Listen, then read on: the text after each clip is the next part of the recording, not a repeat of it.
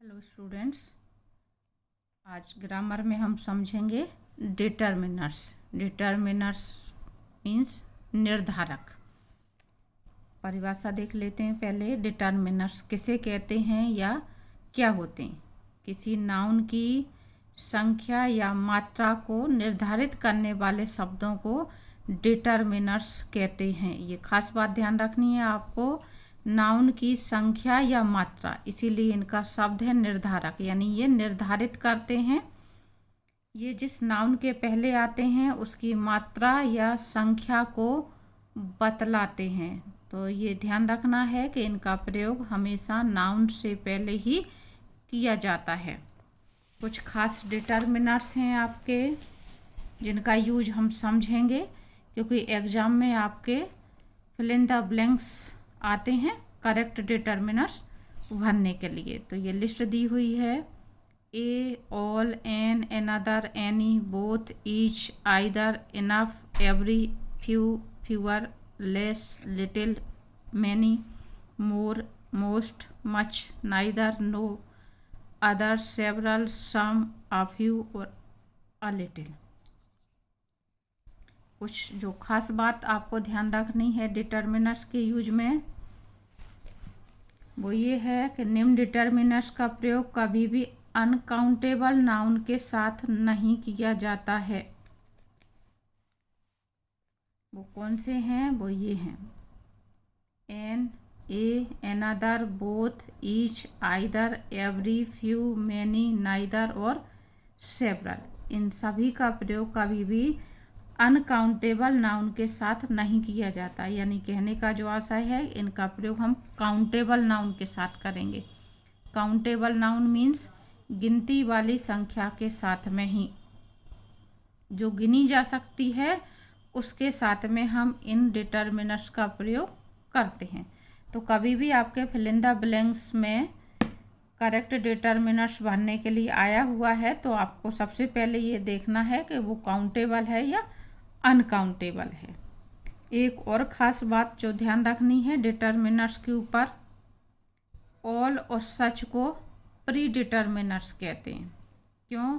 क्योंकि ऑल के बाद हमेशा दा का प्रयोग किया जाता है और सच के बाद हमेशा ए का प्रयोग किया जाता है।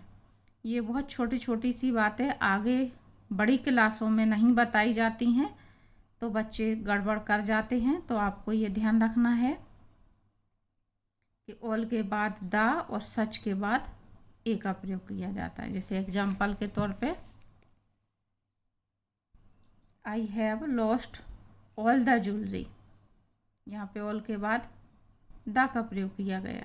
I had, every one will love such a beautiful flower. तो सच के बाद यहाँ पे ए का प्रयोग किया गया। तो इस तरह से आपको ये खास बात डिटर्मिनर्स के ऊपर ध्यान रखनी है। आगे हम कुछ खास डिटर्मिनर्स समझेंगे। पहला डिटर्मिनर्स हम ले रहे हैं जो जोड़ी मच और मैनी। मच और मैनी का प्रयोग एक साथ आता है फिल इन द ब्लैंक्स में आपके क्वेश्चन में कि आपको मच भरना है या मैनी। तो ये मच का मतलब होता है मात्रावाचक और मैनी का प्रयोग संख्यावाचक, यानी ये अनकाउंटेबल और ये काउंटेबल। जैसे मैंने अभी बताया था आपको कि अनकाउंटेबल नाउन और काउंटेबल नाउन के साथ किन का प्रयोग किया जाता है। तो यहाँ पे आपको ध्यान रखना है, मच मात्रा के लिए और मैनी संख्या के लिए। मैनी का प्रयोग काउंटेबल नाउन के लिए होता है, जबकि मच का प्रयोग अनकाउंटेबल नाउन सिंगुलर के लिए। अनकाउंटेबल नाउन हमेशा सिंगुलर होती है, ये खास बात ध्यान रखनी है आपको। और मैनी के बाद प्लूरल नाउन, प्लूरल वर्ब आती है, लेकिन मैनी ए के बाद सिंगुलर वर्ब और सिंगुलर नाउन ही आती है। एग्जाम्पल समझेंगे हम इसको तो आपको बात और ज़्यादा क्लियर होगी।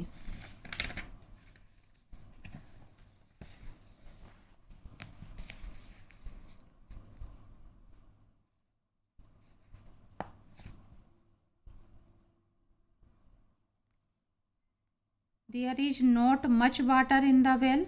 अब हमको यहाँ पे मच भरना है। क्यों भरना है?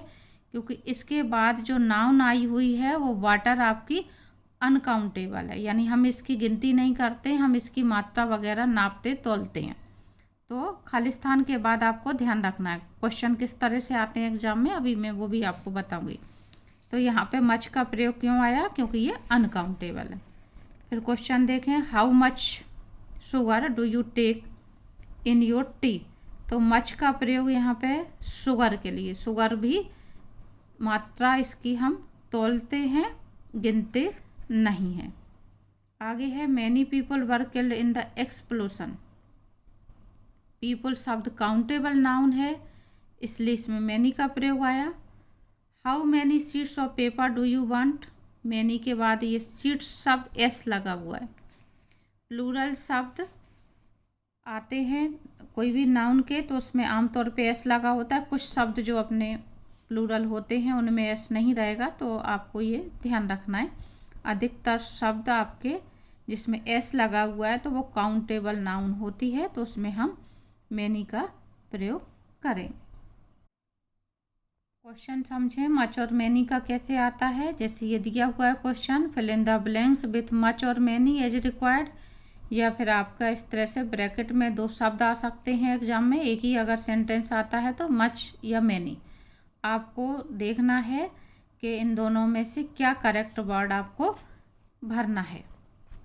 तो जैसे पहला दिया हुआ है, they are isn't milk in the jug. हमें बाद में आने वाली नाउन पे ध्यान देना है कि बाद में आने वाली नाउन हमारी क्या है। ये मिल्क दिया हुआ है तो यहाँ पे क्या आएगा, आपका मच का यूज आएगा, यहाँ पे हम भरेंगे मच। अगला है आपका, have you read English poems.